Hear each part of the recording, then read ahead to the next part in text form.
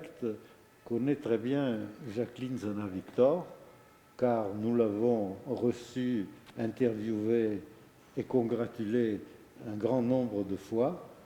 Mais là, cette fois-ci, il s'agit de notre rendez-vous annuel depuis 3 ans, 4 ans. Non, nous avons un rendez-vous annuel pour la présentation du festival italien à Paris.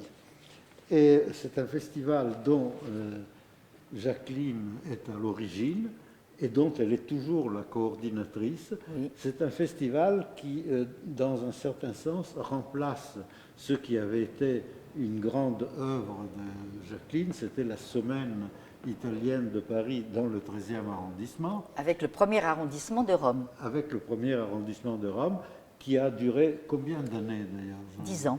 Qui a duré 10 ans.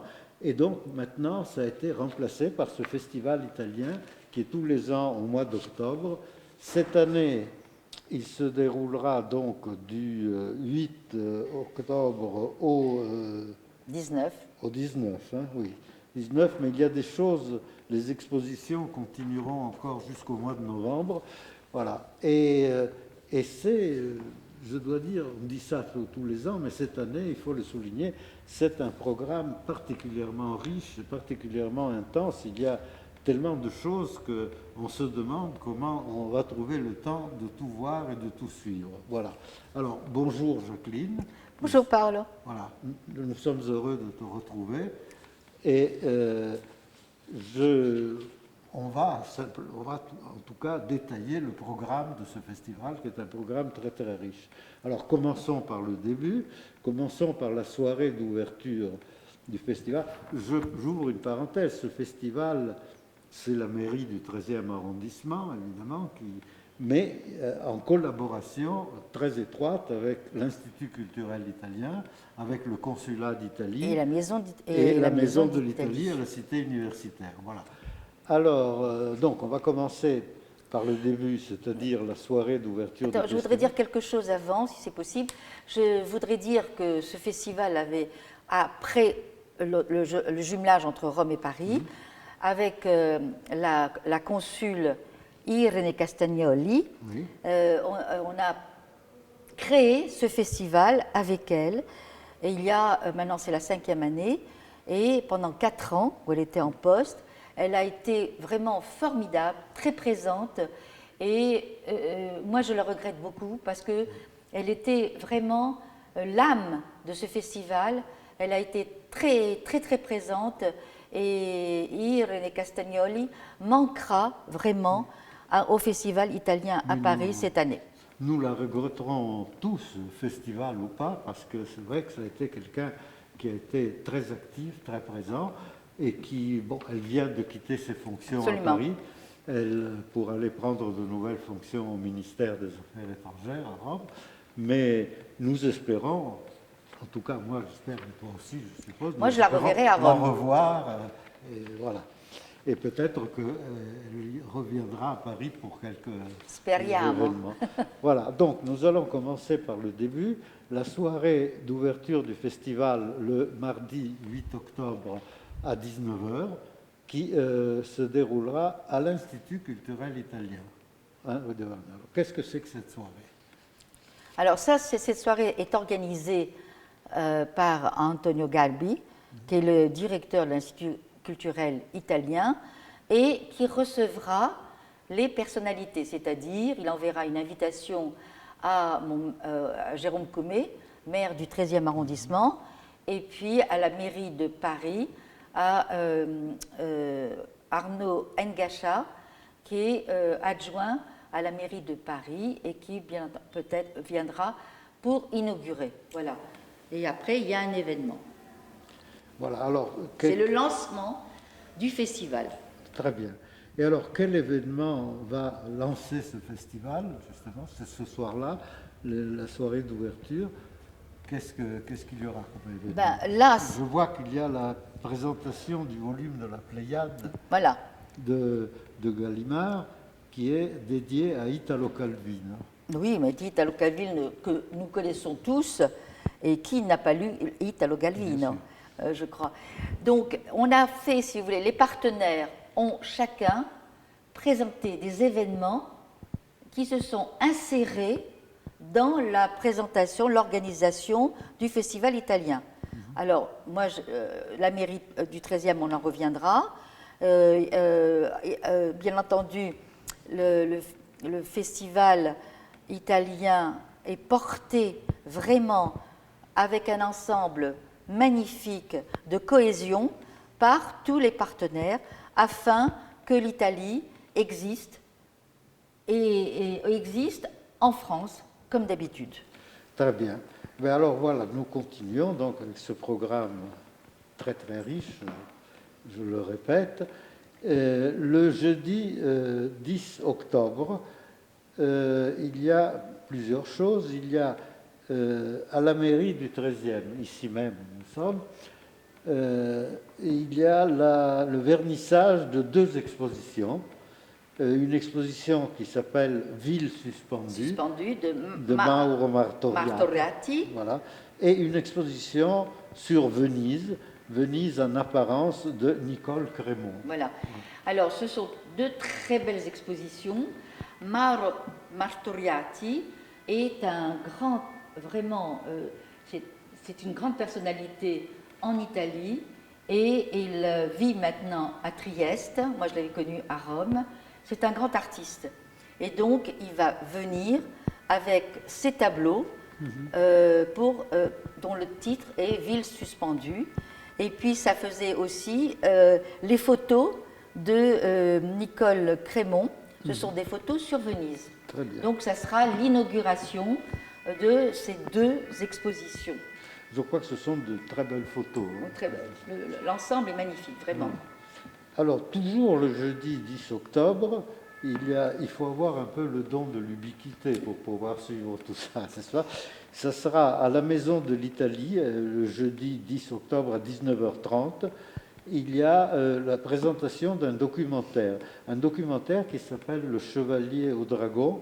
Et ce qui est très intéressant, n'est-ce pas, c'est le sous-titre, c'est le roman disparu de la table ronde. Ce qui est très intéressant, c'est que c'est un jeune médiéviste franco-italien, Emanuele Arioli, qui a tourné ce documentaire et qui est un grand spécialiste donc du Moyen-Âge et notamment bon, des légendes de la table ronde. Voilà. Alors il sera présent, donc Emanuele Arioli, et ensuite, il présentera aussi un roman qu'il a écrit, Ségurant, qui est publié aux éditions des Belles Lettres, et en avant-première, un autre livre, La légende d'Alexandre, l'orphelin de la table ronde. Voilà, comme c'est un programme extrêmement intéressant. Absolument. Voilà. Alors, je rappelle que il faut aller, si vous êtes intéressé, il faut aller sur le site de la mairie du 13e Internet et réserver. Non, alors pour la mairie du 13e, c'est ouvert. Ouais. On ne réserve pas. Par contre, la Maison d'Italie, il faut réserver. Oui. Et l'Institut culturel italien, il faut réserver. Très bien. Voilà. Et le consulat d'Italie aussi. Il faut le préciser. Parce voilà. Que... Seule la mairie du 13e, c'est ouvert à tout le monde. Oui. Nous passons au jour suivant. Ça sera à la mairie du 13e, donc événement ouvert. Absolument. Et là, il s'agira d'une rencontre avec... Une rencontre littéraire. Rencontre littéraire, mais cinématographique aussi. Oui. Rencontre avec Jean Gilly. Jean Gilly, qui, je le rappelle, est dans l'absolu le plus grand spécialiste du cinéma italien qu'on peut trouver en France et même en Italie, je suppose, parce que, enfin, en Italie, il doit y en avoir, mais lui, vraiment, le cinéma italien a été toute sa vie. Il a consacré je ne sais pas combien de livres. Il est présent à tous les grands festivals. Enfin, bon. Et alors, là, il vient de publier un livre qu'il va présenter donc le vendredi 11 octobre à la mairie du 13e. Il publie un livre, Vittorio De Sica, Les chemins du réalisme. Et donc, Vittorio De Sica est, comme tout le monde le sait, une des plus grandes figures du cinéma italien. Parlons du voleur de bicyclette, oui, le mariage à l'italienne, enfin... Oui, il a été non seulement un réalisateur, il a été donc l'un des pionniers, des fondateurs du néo-réalisme, mais il a été aussi acteur. Il a joué dans beaucoup de films, et certains rôles un peu légers comme dans Pain, Amour et Fantaisie, oui, mais des rôles dramatiques et même tragiques, par exemple dans le film de Rossellini, Le général de la Rovere. Voilà. Donc Vittorio De Sica est quelqu'un qui pendant un demi-siècle a régné sur le cinéma italien. Et c'est lui qui a dirigé beaucoup Sophia Loren. Ils étaient extrêmement liés. Je ne sais pas si c'est lui qui l'a découverte, je ne crois pas, mais enfin, il a tourné beaucoup de films avec elle. Voilà. Encore à la Maison de l'Italie et au pavillon de la Sirène, le jour suivant, le samedi 12 octobre. Ça, c'est quelque chose de moins festif. Il y a un côté dramatique et même tragique, parce que c'est une journée qui est dédiée à la mémoire des jeunes Italiens morts dans la Première Guerre mondiale en France. Et qu'on n'oublie pas. On n'oublie pas, et peut-être qu'on ne sait pas. Pour certains, absolument. Qu'il y a eu des régiments italiens qui sont venus combattre en France, notamment dans le secteur de la Marne. Et voilà, dans la Somme, c'était les Anglais, mais dans la Marne, c'était des troupes italiennes. Alors donc, il y aura un colloque à la Maison de l'Italie sur ce sujet. Tant que nous nous souviendrons d'eux, ils vivront encore. Et ensuite, à 18h30, au pavillon de la Sirène, donc ce même jour, samedi 12 octobre, un spectacle de la compagnie Lizzani. Ce sont des chansons de l'époque de la Première Guerre mondiale, donc, et des souvenirs contemporains. Voilà. Alors, pour cet événement, il faut réserver à la Maison de l'Italie, sur le site de la Maison de l'Italie. Voilà. Mardi 15 octobre, c'est la semaine de la langue italienne dans le monde. Ça sera à l'Institut culturel italien et on présentera les livres de deux auteurs italiens, Antonio Franchini, finaliste du prix Campiello. Son livre s'appelle Il fuoco che ti porti dentro, le feu que tu portes à l'intérieur de toi. Et Emanuele Trevi, qui a eu en 2020 le Premio Strega, qui est le principal prix littéraire italien, c'est l'équivalent du Goncourt en France, voilà. Et son livre La Casa del Mago. Et ils dialogueront avec Fabio Gambari, que nous connaissons bien, même les spectateurs de l'Italie en direct le connaissent bien, parce qu'on l'a interviewé plusieurs fois. Et donc Fabio Gambaro, qui est l'ancien directeur de l'Institut culturel italien, mais qui est encore maintenant directeur du festival Italissimo. Voilà. Et donc là aussi, il faudra réserver sur le site de l'Institut culturel italien à Paris. Voilà. Et ce même jour, c'est pour ça que je dis qu'il faudra avoir le don d'ubiquité, dans un autre lieu qui est le Consulat général d'Italie. Et il faut réserver aussi. Et là aussi, il faut réserver. Et là, c'est une journée du contemporain. Et je vois là le titre « Accessibilité sans frontières, diffusion étendue de l'art contemporain ». Alors, il y aura une conférence sur l'art contemporain organisée en collaboration avec Contemporalis, qui est une association franco-italienne qui se consacre à l'art contemporain. Et c'est Bianca Longobardi qui a organisé ça. Bien, alors il y aura donc une cette conférence sera modérée par Maddalena Labriciosa, qui est une journaliste de la RAI et qui est spécialiste de l'art contemporain. Il y aura aussi une artiste contemporaine, Marinella Senatore, et aussi un critique d'art, Lorenzo Benedetti, qui est conservateur et co-directeur du Art Lab, laboratoire artistique de la Fondation Ratti. Et bon, il y aura d'autres éminents intervenants et l'événement sera suivi d'un cocktail. Voilà.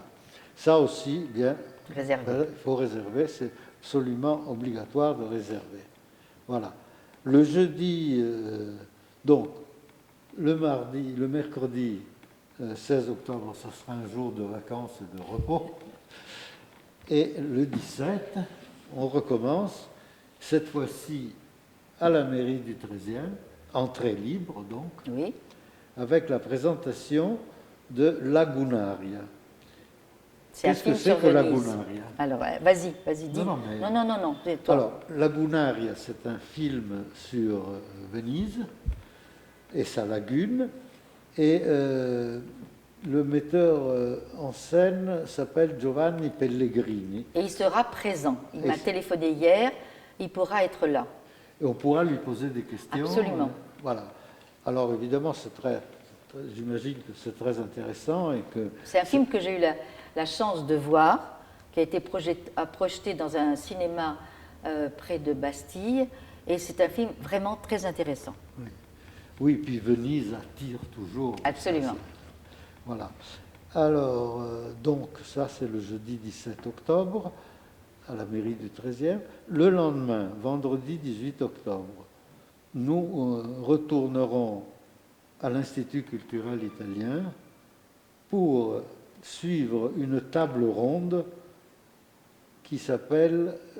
dont le titre Goliarda Sapienza et c'est simplement le nom de roman de Goliarda Sapienza qui est qu'est-ce que c'est que Goliarda Sapienza? C'est une association de littéraire. Oui, mais qui a une notoriété. Oui.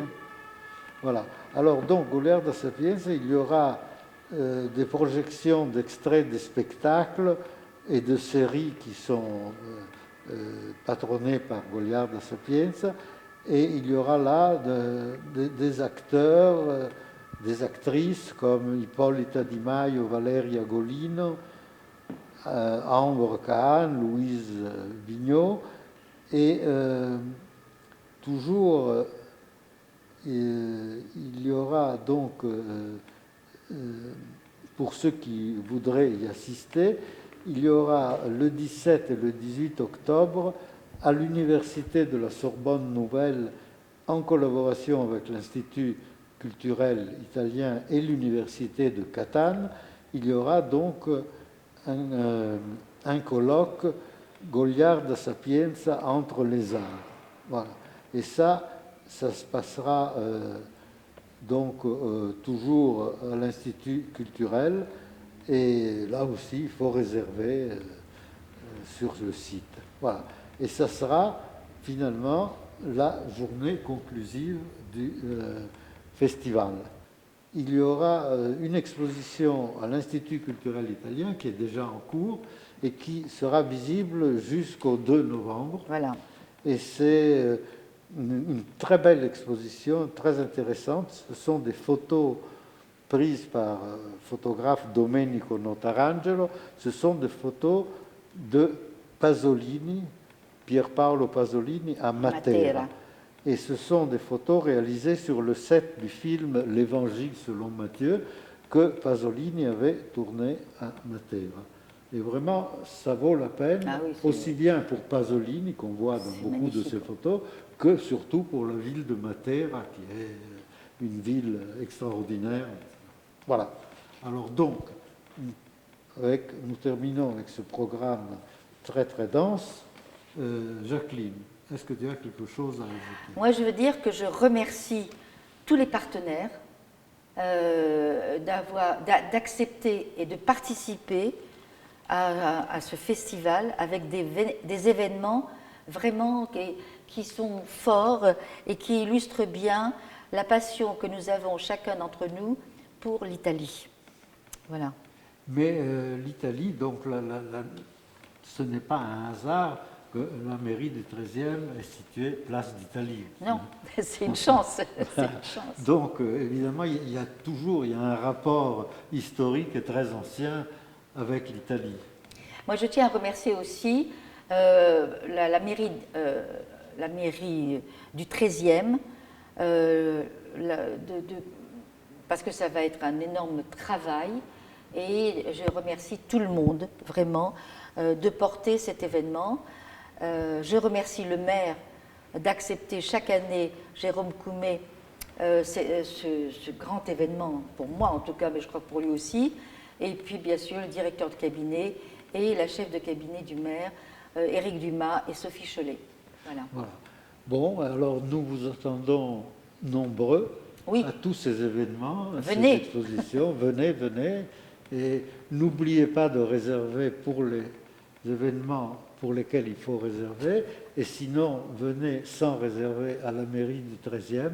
Vous serez très bien reçus, très bien accueillis.